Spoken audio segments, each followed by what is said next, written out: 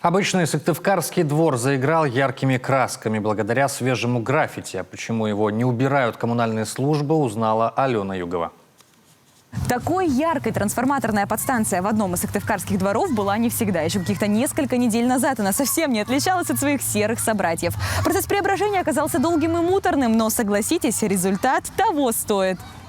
Это один из немногих рисунков на стене, которому посчастливилось стать санкционированным. Его появление одобрили не только власти города, но еще и жильцы двора, где эта трансформаторная подстанция разместилась. Лес, иван-чай, люпины и дети, бегущие по полю. Работа над эскизом началась еще в середине лета, но к самому граффити приступили на днях. По словам автора эскиза, свои коррективы в рабочий процесс внесла погода. Наконец-то дождались, когда потеплеет, и решили все это воплотить, пока не наступила зима.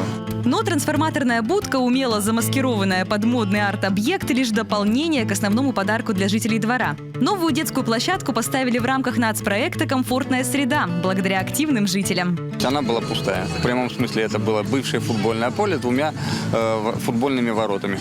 И с годами она все больше и больше заставлялась автомашинами. Чего мне не очень нравилось, потому что я понимал, что детям негде отдыхать.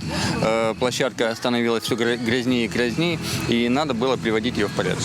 Ждали игровой комплекс 3 года. Процесс затрудняла и бюрократическая переписка. Для получения федеральных денег требовалось софинансирование, то есть каждый 5-й рубль стоимости площадки должна оплатить управляющая компания. Тем не менее, гражданская позиция жильцов дома помогла воплотить задуманное.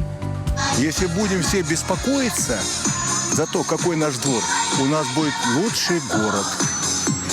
Не то что двор, а лучший город. А еще заодно комфортная среда здесь теперь в виде отремонтированных дорог, тротуаров и новых парковочных мест. Чем не пример активности для других? Алена Югова, Павел Люлянмин, Юрган, Сыктывкар.